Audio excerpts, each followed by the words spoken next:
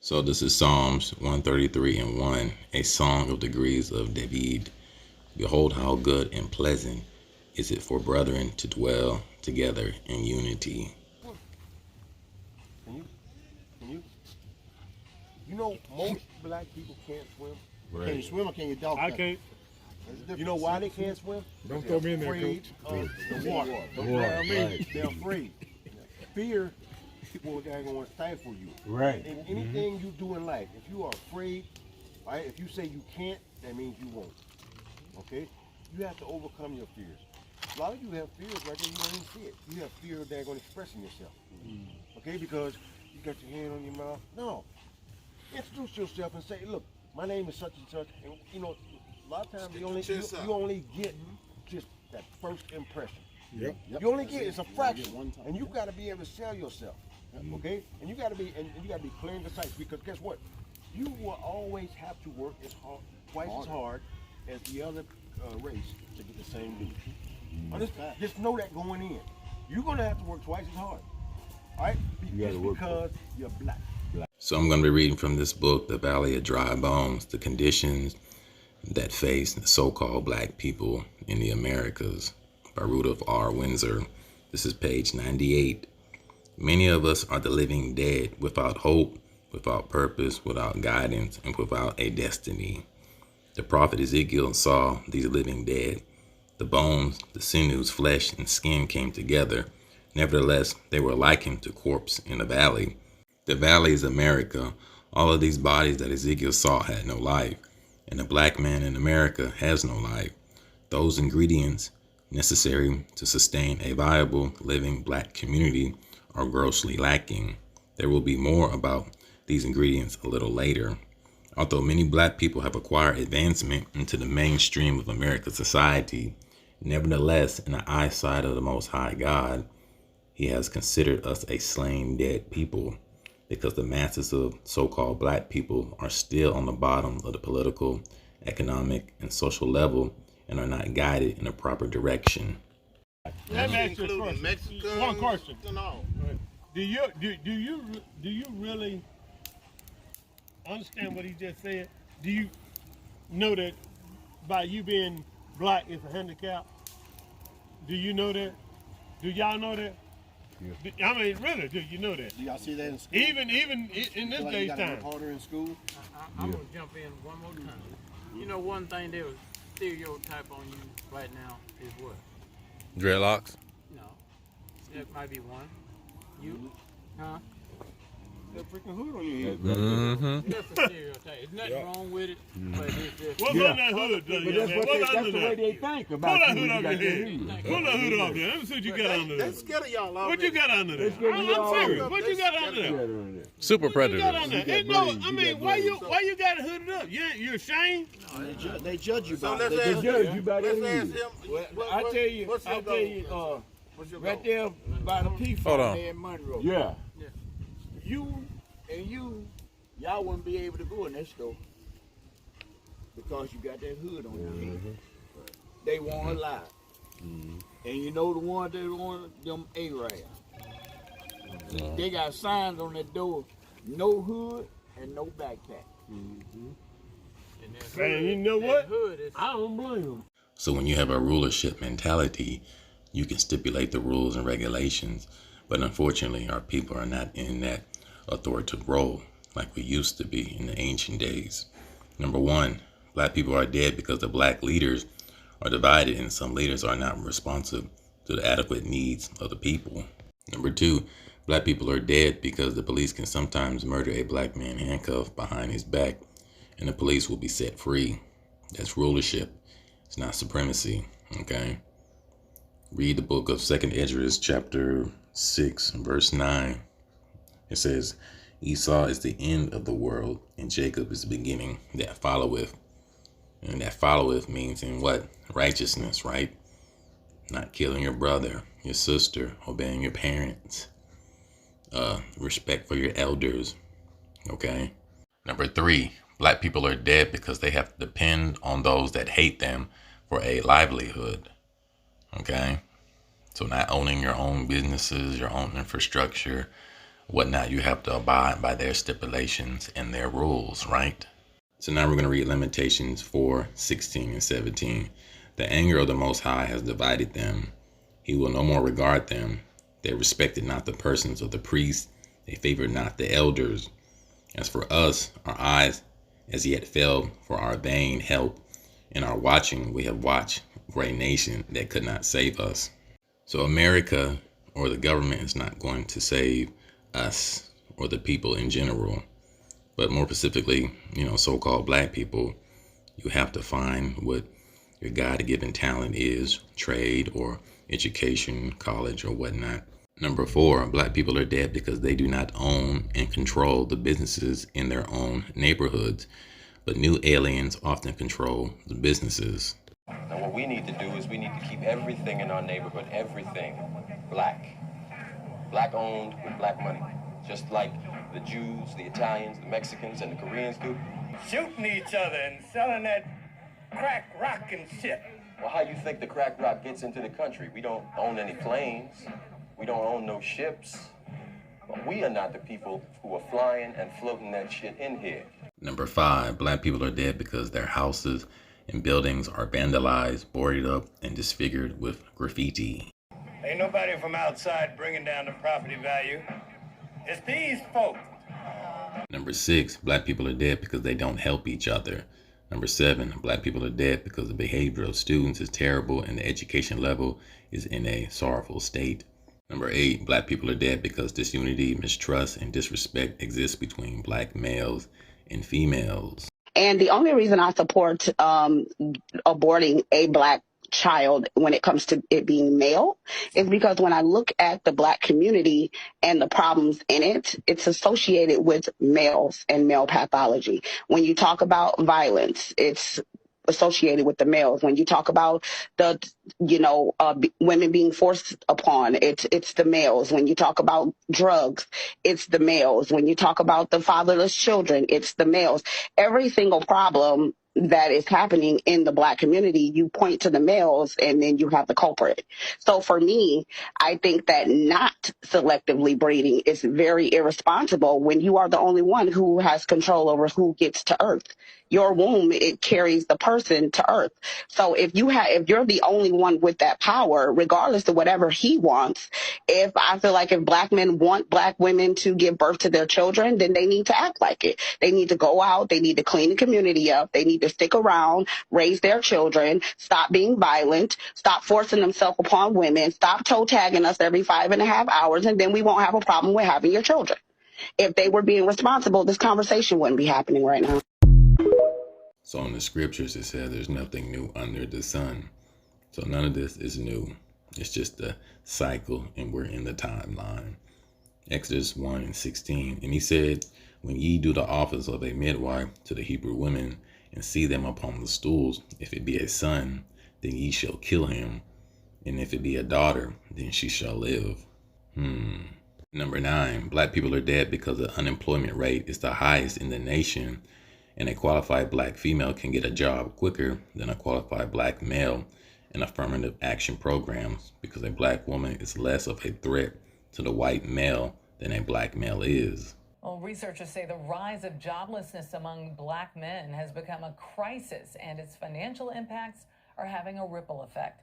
According to a new report from the Center for Economic and Policy Research, the toll of unemployed black men is costing the U.S. economy about $50 billion a year. Researchers say black men have consistently had the highest annual unemployment rate for the last 20 years. The report found the predominant reason is a lack of job offers. It is also impacted by higher mortality and incarceration rates.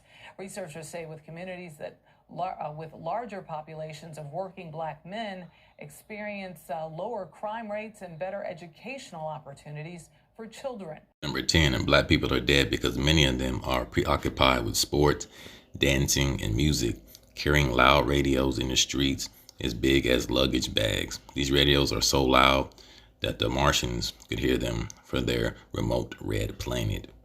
Okay? And we call that today, or even in the ancient days, they're called minstrels. So now we're at the etymology of the word minstrel. Noun, 1200th century, a servant, a functionary. 1300th century, instrumental, musician, singer, or storyteller. Entertainer, poet, which would be your rappers or, music artists or whatnot. Musician, servant, workman, also a good for nothing, rogue. The connection notion to entertainers is gesture, musician, okay, or your TikTokers. Listen, we at Cali Tacos, and when I'm saying these fries, it's so cheesy, it's a disguise, amen. Look, watch this. Oh my God.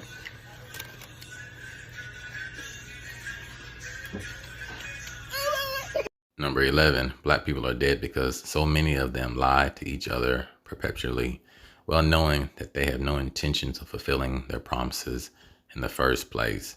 Number 12, black people are socially dead because most will not accept the word of another black man unless that word is confirmed by the white power structure. But a Jim Jones from California was able to take 900 black people to their death, all in the name of religion and integration. Number 13, black people are dead because the crime in the so-called black community is the highest in the nation in proportion to the population, and most of this crime, which eats like a magnet cancer, destroying the foundation of our community, is committed by blacks against blacks. Hundreds of teens gathering near Millennium Park erupt in chaos. Come over here. Marty, don't run. Come over here. They chasing it with the gun.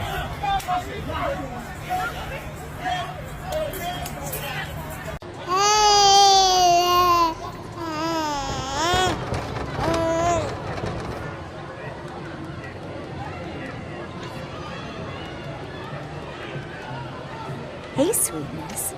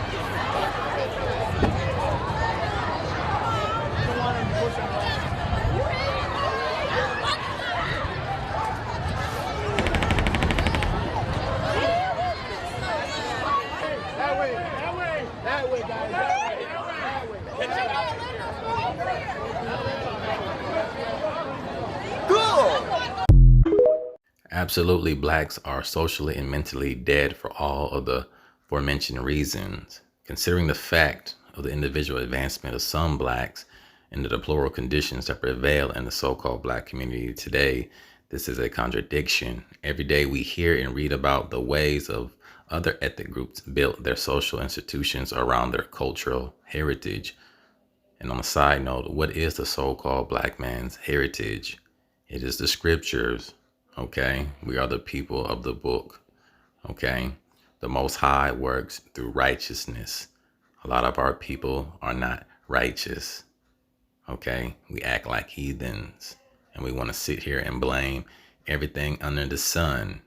So in other words, we want to be victims. Not every so-called black person was a quote unquote slave. They do not want you to know about your history in Europe when you ruled over them for over 1,000 years. So when you watch these movies and they depict so-called blacks as your slaves, that's a slave or a history narrative. But anyway, reading on, but something is wrong when black social institutions have not arrived at the conclusion that African cultural heritage is a necessary element for the development of a healthy, breathing black or so-called black community. So I prophesied as he commanded me, and the breath came into them, and they lived and stood up on their feet, exceeding great army. Ezekiel 37:10. What does the breath symbolize? We have learned that the bones, the sinews, and the flesh represent the unification of dispersed families after the emancipation from slavery, and the skin represents the attaining of higher positions in all areas of American life with the assistance of federal laws. Nevertheless, this did not solve the gross chronic social problems as experienced and suffered by the masses of Black people. Why? Because the most important element was lacking the breath. Without this breath of life, the Black man in America can be compared to a corpse lying in a $50,000 casket, dressed up in a $500 tuxedo, wearing a $100,000 diamond ring on his finger, a solid gold watch on his wrist, and a pair of $200 shoes on his stanky feet. The appearance of this Black man lying in his luxurious casket dazzles the imagination of many other ethnic groups. They ask the question, what good is his wealth? He does not have any life, but a deceptive, glowing image among the galaxy of peoples of the earth. The other ethnic groups say that the Blacks have some movie and television stars, educators, supervisors, doctors, lawyers, engineers, sportsmen, singers, and so on. But these Blacks that have made it do not help Blacks who need help. They let the masses of the Blacks linger in the cesspool of ignorance, unemployment, filth, and crime. The few Black men and women that have, and the masses that don't have, represent the cancerous corpse lying in the casket without breath. Now the breath, which is so necessary for the resuscitation of the Black man from his state of death and social decay, represents many things, such as the law and spirit of the Most High, a return to the African, Hebrew, Israelite, Judean identity, nationality, culture, history, and language. I'm serious. I ain't blaming. We're gonna let the younger right here. He gave me a chance. Go ahead. Go ahead. I mean, I'm thinking about cooking, sports, what I'm doing. Like he said, working on trades instead of making my money working. So if I do have an injury or something getting old like y'all, I can just sit back and I can lead on them. I can lead on them. Well, go ahead. I mean, like get old, so I won't be able to do everything I want to do now. I can get fired. That's good. I have a look. That's good. That's good. I like this. Yeah. That's good. What type of trade? That's What type of trade? And we all old. We old. They think they're young, but they're old. Look at the belly. What type of trade do you know about? And I'm only asking you because I come to a trade school. I come to a apprenticeship program. I'm 58. Yeah, tell them. If you look it up, if you Google it, one of the highest paid blue collar workers out there is an elevator man, and that's what I do. I mean, I left Kentucky to come to Georgia because it's better for me in Georgia. There's more of us in Georgia than it is in Kentucky. I come from Kentucky where there's 135 of us total, and there's only 3 Blacks, and there's 10 years between all of us. And I went in the office as a supervisor, but don't you know they gave me such a hard time just because I went from their helper to being their boss. And a lot of them guys that I was friends with on Monday, on Tuesday when I went into the office, they wouldn't even speak to me. Right. And it was only because I was Black. They wasn't used to that. They didn't know how to deal with that. I I stayed 2 years, and it got to where I was so frustrated, and I was so mad, so upset that I was ready to put my hands on people.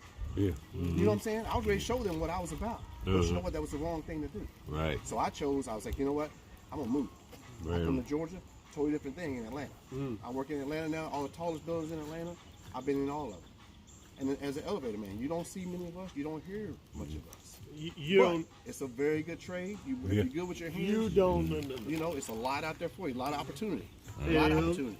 Plumbing, electrician, even truck driving. Learn all you can. My son is a truck driver. He makes $140,000. He made $114,000 last year. I'm just testifying Just that sitting in the truck. I drove a truck for extra. I made over $100,000. I ain't never been over the road a day in my life. It's the companies that you choose. And I'm just talking about blue collar. Get your education. Don't get me wrong. I ain't got nothing. And what I'm talking about, you can be your own boss. You do your own thing. I was a truck driver, but I wasn't driving for a company. I was my own boss. I had my own truck.